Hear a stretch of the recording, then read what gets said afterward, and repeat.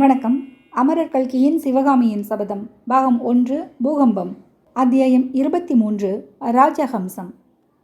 நரசிம்மர் வெட்கமுற்றதைக் கண்டு அவருக்கு தைரியம் சொல்பவர் போல் மகேந்திரர் கூறினார். நரசிம்மா, ஆயனர் வீட்டுக்குள் போனால் அங்குள்ள சிற்ப சித்திர அதிசயங்களில் எவருமே கண்ணையும் கருத்தையும் பறிகொடுப்பது இயற்கைதான். நானே அப்படித்தான் மெய்மறந்து விடுவது வழக்கம். இன்றைக்கு ஆயனர் வீட்டுக்கு செல்லும் போதே சிறிது சந்தேகத்துடன் நான் சென்றபடியால் கூர்மையாக கவனித்தேன். நரசிம்மர் தம் மனக்குழப்பத்தை சமாளித்து கொண்டு, கவனித்ததில் என்ன கண்டீர்களப்பா? சிற்பங்களையும் சித்திரங்களையும் தவிர ஆயனர் வீட்டில் வேறொன்றையும் நான் காணவில்லையே. ஆயனரின் நடவடிக்கையில் உனக்கு எவ்விதமான சந்தேகமும் உண்டாகவில்லையா? மாமல்லர் மௌனமாயிருந்தார். அடிக்கடி அவர் கவலையுடன் புத்தர் சிலையின் பக்கம் திரும்பினாரே, அதை நீ கவனிக்கவில்லையா? மாமல்லரின் கண்கள் அகன்று விரிந்தன. புத்தர் சிலைக்கு அருகில் நாம் சென்றதும் ஆயனர் தயங்கி தடுமாறியதையும் நீ கவனிக்கவில்லையா? நரசிம்மர் திடுக்கிட்டவராய், அப்பா, அந்த பெரிய புத்த விக்கிரகத்துக்கு பின்னால் ஒருவேளை யாராவது மறைந்திருந்தார்களா என்ன? ஆம் நரசிம்மா, 2 பேர் இருந்தார்கள். அன்றிரவு ராஜவிகாரத்துக்கு அருகில் ஒரு புத்த பிக்ஷுவையும் ஒரு வாலிபனையும் நாம் பார்க்கவில்லையா? அந்த இருவரும் தான். என்ன, அவர்கள் ஆயன சிற்பியார் வீட்டில் புத்தர் சிலைக்கு பின்னால் ஒளிந்திருந்தார்கள்? ஆம், ஆனால் ஒளிந்து கொள்ளும் கலையை அவர்கள் அவ்வளவு நன்றாக கற்கவில்லை. தங்களுக்கு 3வது கண் உண்டு என்பது அவர்களுக்கு எப்படி தெரியுமப்பா? ஆயனரின் வீட்டில் தாங்கள் அவ்வளவு நேரம் தங்கியது எனக்கு சிறிது வியப்பை அளித்தது. இப்போது காரணம் தெரிகிறது என்று நரசிம்மர் பெருமிதத்துடன் கூறினார். மகேந்திரர் இதற்கு விடையொன்றும் கூறாமல் கால்வாயின் மேற்கு திசையை நோக்கினார். திடீரென்று, அப்பா, ஆயனர் வீட்டுக்கு நான் மறுபடியும் போய் வர விரும்புகிறேன். எதற்காக நரசிம்மா? அந்த வாலிபனை பார்த்து இந்த வேலை அவனிடம் ஒப்புவிக்க வேண்டும். புத்தபிக்ஷுவுடன் அன்றிரவு நாம் பார்த்த வாலிபன் தான் இந்த வேலுக்குரியவன் என்று தாங்கள் சொன்னீர்கள் அல்லவா? அன்று ஊகித்து சொன்னேன். இன்றைக்கு நிச்சயமாயிற்று. ஆனால் அந்த வாலிபனுக்கு இந்த வேல் இனிமேல் தேவையில்லை நரசிம்மா. அதோ போகிறதே ஆயுதப்படகு, அதில் உள்ள பழைய வேல்களுடன் இதையும் நீ சேர்த்து விடலாம். ஏனப்பா? பரஞ்சோதி ஆயனரிடம் சிற்பக்கலை கற்கப் போகிறான். அவனுக்கு வேல் வேண்டியதில்லை. பரஞ்சோதி பரஞ்சோதி திவ்யமான பெயர். அந்த வீர வாலிபனை பற்றி என்னவெல்லாமோ ஆசை கொண்டிருந்தேன். அவனை என் ஆறுயிர் தோழனாக கொள்ள விரும்பினேன். அது நிறைவேறாதென்று நான் சொல்லவில்லையே. எப்படி நிறைவேறும்? நம் பகைவர்களின் ஒற்றர்களுடன் நாம் தோழமை கொள்வது சாத்தியமா? அந்த வாலிபனை ஒற்றன் என்றும் நான் சொல்லவில்லையே. பின்னதற்காக அவன் ஒளிந்து கொண்டான்? அந்த வாலிபன் குற்றமற்றவன். அவனை கொண்டு அந்த கள்ளபிக்ஷு ஏதோ சூழ்வினை செய்ய பார்க்கிறான் என்று தோன்றுகிறது. வாதாபி ராஜ்யத்தின் மகா சதுரனான ஒற்றன் அந்த பிக்ஷு என்று நான் ஊகிக்கிறேன். அப்பா, சில சமயம் தங்களுடைய நிதான போக்கு எனக்கு மிகுந்த வியப்பை அளிக்கிறது. எதை பற்றி சொல்கிறாய் நரசிம்மா? அன்றிரவே அந்த புத்த பிக்ஷுவை பற்றி தாங்கள் சந்தேகம் கொண்டீர்கள். உடனே அவனை ஏன் சிறைப்படுத்தவில்லை? வெளியிலே விட்டு ஏன் வேடிக்கை பார்க்கிறீர்கள்? அன்றிரவு சிறைப்படுத்தி இருந்தால் பல்லவ ராஜ்யத்துக்கு ஏற்பட்டிருக்கும் ஒரு பெரிய அபாயம் எனக்கு தெரியாமலே போயிருக்கும். பெரிய அபாயமா என்று கூறி நரசிம்மர் ஆவலுடனும் பரபரப்புடனும் மகேந்திரரை நோக்கினார். ஆம், அன்றிரவு நாம் புத்த பிக்ஷுவையும் வாலிபனையும் பார்த்தோம். மறுநாள் காலையில் அவர்களை ராஜவிகாரத்தில் காணவில்லை. ஆனால் அவர்கள் எந்த கோட்டை வாசலின் வழியாகவும் வெளியே போனதாகவும் தெரியவில்லை அல்லவா? ஆமாம், அவர்கள் எப்படி மாயமாய் மறைந்திருக்கக்கூடும் என்று வியப்பாய் இருந்ததல்லவா? ஆமாப்பா, கோட்டைக்கு வெளியில் போக ஏதோ கள்ளவழி இருக்க வேண்டும் என்று சந்தேகித்தேன். அந்த கள்ளவழி எங்கே இருக்கிறது என்று சற்று முன்னால் தான் தெரிந்தது. அதை பற்றி யோசித்ததனால்தான் குதிரையை அவ்வளவு வேகமாய் விட்டு கொண்டு வந்தீர்களா? சக்கரவர்த்தி மௌனமாய் இருந்தார். கள்ளவழி எங்கே இருக்கிறதப்பா? ராஜவிகாரத்தில் புத்த பகவானுடைய விக்கிரகத்துக்கு பின்னால் பார்க்க வேண்டும் நரசிம்மா. சக்கரவர்த்தியின் அறிவு கூர்மையை பற்றி நரசிம்மர் அளவற்ற வியப்பு கொண்டவராய் திகைத்து நிற்கையில், அதோ ராஜஹம்சம் என்று மகேந்திரர் கூறியதை கேட்டு மேற்கே நோக்கினார். காஞ்சி நகர் பக்கத்திலிருந்து 3 படகுகள் கால்வாயில் வந்து கொண்டிருந்தன. அவற்றில் நடுவில் வந்த படகு சங்கையொத்த வெண்ணிறமுடைய ராஜஹம்சத்தின் உருவமாக அமைக்கப்பட்டிருந்தது. அதில் ஒரு பக்கத்தில் அமைந்திருந்த தங்க சிங்காதனம் பளபளவென்று மின்னியது. அதன் மேல் விசாலமான வெண்கொற்ற குடை விரித்திருந்தது. எல்லாவற்றுக்கும் மேலே பல்லவ சாம்ராஜ்யத்தின் ரிஷப கொடி கம்பீரமாய் பறந்து கொண்டிருந்தது. முதலில் வந்த படகும் ராஜஹம்சமும் படகோட்டிகளை தவிர மற்றபடி வெறுமையாய் இருந்தன. கடைசியாக வந்த படகில் பலர் அமர்ந்திருந்தார்கள். மந்திரி மண்டலத்தாரும் வருகிறார்களே, தாங்கள் வர சொல்லி இருந்தீர்களா என்றார் நரசிம்மர். ஆம், இன்றைக்கு துறைமுகத்தில் மந்திரி மண்டலம் கூட போகிறது. அதற்கு முன்னால் உன்னிடம் நான் சில விஷயங்களை சொல்ல வேண்டும். அதோடு உன்னிடம் ஒரு வாக்குறுதி கோரப்போகிறேன் என்றார் மகேந்திரர். நரசிம்மருக்கு தூக்கி வாரி போட்டது. அவருடைய உள்ளத்தை கொள்ளை கொண்டவளான சிவகாமி தாமரை குளக்கரையில் அவரிடம் வாக்குறுதி கேட்டு வாங்கி கொண்டு ஒரு முகூர்த்த நேரம் கூட ஆகவில்லை. அதற்குள் அவருடைய அன்புக்கும் பக்திக்கும் உரியவரான தந்தை வேறு வாக்குறுதி கேட்கிறார். இவ்விதம் மாமல்லர் யோசித்துக் கொண்டிருக்கும் போதே படகுகள் மூன்றும் அவர்கள் இருந்த இடத்தை நெருங்கின. அத்தியாயம் 24. வாக்குறுதி. சக்கரவர்த்திக்கு பின்னால் கால்நடையாக வந்த ராஜ பரிவாரங்களும் இதற்குள்ளே கால்வாயின் கரைக்கு வந்துவிட்டன. மகாராஜாதி ராஜா திரிபுவன சக்கரவர்த்தி குணபர மகேந்திர பல்லவேந்திரர் வாழ்க என்ற கோஷம் மந்திரி மண்டலத்தார் வீற்றிருந்த படகிலே இருந்து கம்பீரமாக எழுந்தது. மகாராஜாதி ராஜ அவனி சிம்மல் லலிதாங்குர சத்ருமல்ல விசித்திர சித்த மத்த விலாச சித்திரக்கார புலி குணபர மகேந்திர பல்லவர் வாழ்க என்ற கோஷம் கரையிலிருந்து எழுந்தது. குமார சக்கரவர்த்தி மாமல்லர் வாழ்க என்ற கோஷம் இரு பக்கங்களிலிருந்தும் எழுந்து வானலாவியது. சங்கங்களும் இக்காலங்களும் காது செவிடுபடும்படி முழங்கின. முரசங்களும் பேரிகைகளும் 8 திசையும் அதிரும்படி ஆர்த்தன. மகேந்திர பல்லவரை தொடர்ந்து வந்த வீரர்கள் முன்னால் வந்த படகிலே ஏறி அமர்ந்தார்கள். சக்கரவர்த்தியும் குமாரரும் குதிரைகளை ஏவலாளரிடம் ஒப்புவித்துவிட்டு ராஜஹம்சத்தில் ஏறி வெண்கொற்ற குடையின் கீழ் தங்க சிங்காதனத்தில் அமர்ந்தார்கள். படகுகள் மூன்றும் துறைமுகத்தை நோக்கி புறப்பட்டன. வாத்திய முழக்கங்கள் நின்றதும் சக்கரவர்த்தி தம் குமாரரை பார்த்து, நரசிம்மா, நான் உன்னிடம் வாக்குறுதி கேட்பதே உனக்கு விந்தியாயிருக்கும். அதற்கு நீ உடனே மறுமொழி கூறாததும் நியாயம்தான். விஷயம் இன்னதென்று தெரிந்து கொள்ளாமல் எந்த வாக்குறுதியும் கொடுக்கக்கூடாது. ராஜ்யம் ஆளும் பொறுப்புடையவர்கள் இதில் சர்வ ஜாக்கிரதையாக இருக்க வேண்டும் என்றார். அதற்காக நான் தயங்கவில்லை அப்பா. தாங்கள் என்னிடம் வாக்குறுதி கேட்க வேண்டுமா என்றுதான் யோசனை செய்து கொண்டிருந்தேன். எனக்கு தாங்கள் கட்டளையிடுவதுதானே முறை. தங்கள் விருப்பத்திற்கு மாறாக எப்போதாவது நான் நடந்ததுண்டா? இந்த வார்த்தைகள் குமார சக்கரவர்த்தி இருதயபூர்வமாக கூறியவையானபடியால் அவருடைய நா தழுதழுத்தது.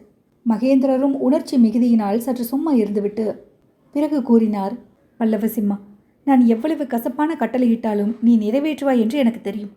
ஆனாலும் காரியத்தின் முக்கியத்தை கருதி உன்னிடம் வாக்குறுதி பெற வேண்டியிருக்கிறது. அதற்கு முன்னால் நான் உனக்கு சில முக்கியமான விஷயங்களை சொல்லியாக வேண்டும். நாளை மறுநாள் நான் வடக்கே போர் முனைக்கு கிளம்புகிறேன். எப்போது திரும்பி வருவேன் என்று சொல்வதற்கில்லை. அப்பா, என்ன சொல்கிறீர்கள்? போர் முனைக்கு தாங்கள் கிளம்புகிறீர்களா? என்னை இங்கே விட்டுவிட்டா என்று மாமல்லர் ஆத்திரத்துடன் கேட்டார். நான் சொல்ல வேண்டியதை எல்லாம் சொல்லிவிடுகிறேன் நரசிம்மா. பிறகு நீ கேட்க வேண்டியதை கேட்கலாம் என்று சக்கரவர்த்தி கூறியதும் நரசிம்மர் மௌனமாயிருந்தார். மகேந்திரர் பிறகு கூறினார், இந்த புராதனமான பல்லவ சாம்ராஜ்யத்தில் யுத்தம் நடந்து வெகு காலமாகிவிட்டது. 25 ஆண்டுகளுக்கு முன்னால் நான் இந்த ராஜ்யத்தின் பொறுப்பை ஏற்றுக்கொண்டேன். பிறகு இதுவரை யுத்தம் என்பதே நடக்கவில்லை. என் தந்தை சிம்ம விஷ்ணு மகாராஜாவின் காலத்திலும் பெரிய யுத்தம் நடந்தது கிடையாது. அவருடைய ஆட்சியின் ஆரம்பத்தில் சோழ நாட்டுக்கும் பாண்டிய நாட்டுக்கும் நடுவில் புல்லுருவியைப் போல் கிளம்பியிருந்த கலப்பாள வம்சத்தை நிர்மூலம் செய்து உறையூர் சிம்மாசனத்தில் சோழ வம்சத்தை நிலைநாட்டினார். அதன் பிறகு பல்லவ சைன்யங்களுக்கு வேலையே இருக்கவில்லை. இப்போதுதான் முதலாக என் காலத்தில் யுத்தம் வந்திருக்கிறது. இதை என் இஷ்டப்படி நடத்துவதற்கு மந்திரி மண்டலத்தாரின் அனுமதி கோரப்போகிறேன். அதற்கு நீயும் அனுமதி கொடுக்க வேண்டும். இந்த யுத்தத்தில் வெற்றியோ தோல்வியோ எது நேர்ந்தாலும் என் தலையோடு போகட்டும். உனக்கு அதில் பங்கு வேண்டியதில்லை. இத்தனை நேரம் பொறுமையுடன் இருந்த நரசிம்மர் இப்போது குறுக்கிட்டு, அப்பா, தோல்வி என்ற வார்த்தையை ஏன் சொல்கிறீர்கள்? யுத்தத்தில் நாம் அடையக்கூடியது வெற்றி அல்லது வீர மரணம்தானே. அதில் எனக்கு எப்படி பங்கில்லாமல் போகும் என்று கேட்டார். வீர பல்லவ குலத்துக்கு உகந்த வார்த்தை கூறினாய் நரசிம்மா. வெற்றி அல்லது வீர மரணம்தான் நமது குல தர்மம். ஆனால் வீர மரணத்தை நாம் 2 பேரும் சேர்ந்தாற்போல் தேடி அடைய வேண்டியதில்லை அல்லவா? ஒருவர் செய்த தவறுகளை திருத்த இன்னொருவர் உயிர் வாழ வேண்டுமல்லவா? ஒருவருக்காக பழி வாங்குவதற்கு இன்னொருவர் இருக்க வேண்டுமல்லவா? அப்பா, போர் முனையிலிருந்து ஏதோ ரொம்பவும் கெடுதலான செய்தி வந்திருக்கிறது. அதனால்தான் இப்படியெல்லாம் தாங்கள் பேசுகிறீர்கள். ஆம் குழந்தாய், கெடுதலான செய்திதான் வந்திருக்கிறது. கங்கபாடி படை புலிகேசிக்கு பணிந்து விட்டது.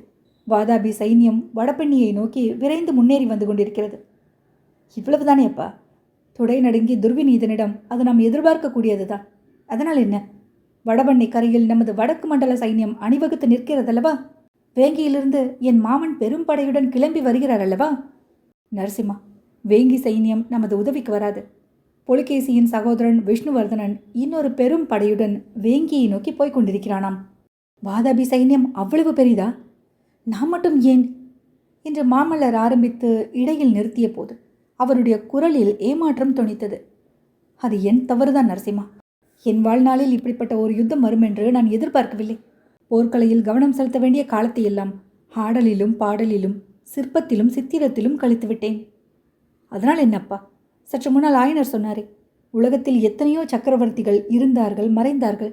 அவர்களுடைய பெயர்களை கூட உலகம் மறந்து போய்விட்டது. ஆனால் தங்களுடைய பெயரை என்றென்றைக்கும் உலகம் மறக்க முடியாது. ஆயினும் இந்த யுத்தத்தில் நாம் ஜெயிக்காமல் போனால் மாமல்லபுரத்து மகத்தான சிற்பங்கள் எல்லாம் என்றைக்கும் நமது அவமானத்துக்கே சின்னங்களாக விளங்கும். ஒரு நாளும் இல்லை. யுத்தத்தில் தோல்வியடைந்து உயிரையும் வைத்து கொண்டிருந்தால் அல்லவா தாங்கள் சொல்கிறபடி ஏற்படும்.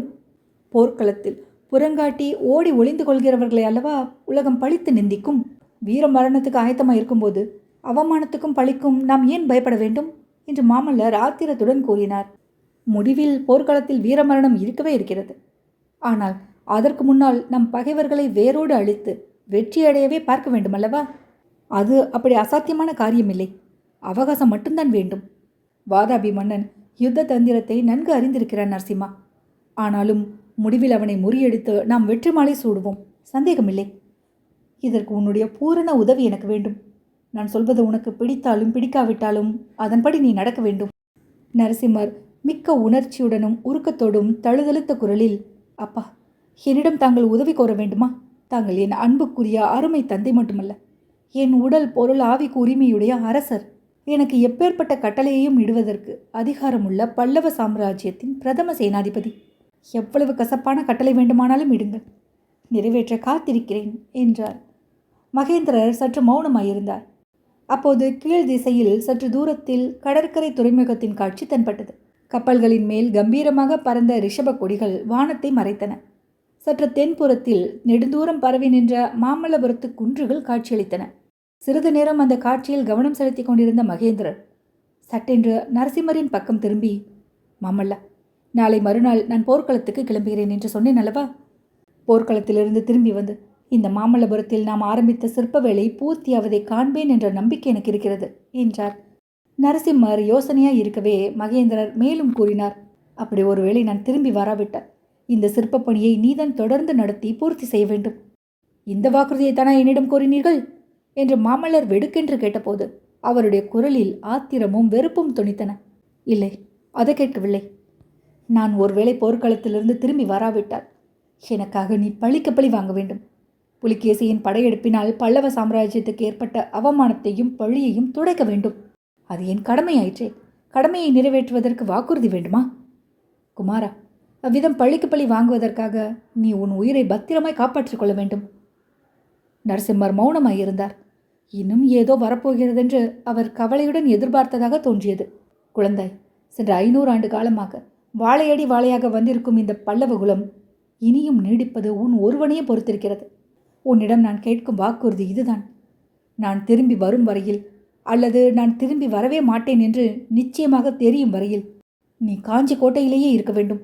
இக்காரணத்தை முன்னிட்டும் கோட்டைக்கு வெளியே வரக்கூடாது. இதோ என் கையை தொட்டு சத்தியம் செய்து கொடு என்று கூறி மகேந்திரர் தமது வழக்கரத்தை நீட்டினார். நரசிம்மர் அவருடைய நீட்டிய கையை தொட்டு, அப்படியாகட்டும் அப்பா, தாங்கள் திரும்பி வரும் வரையில் காஞ்சி கோட்டையிலேயே இருப்பேன் என்றார்.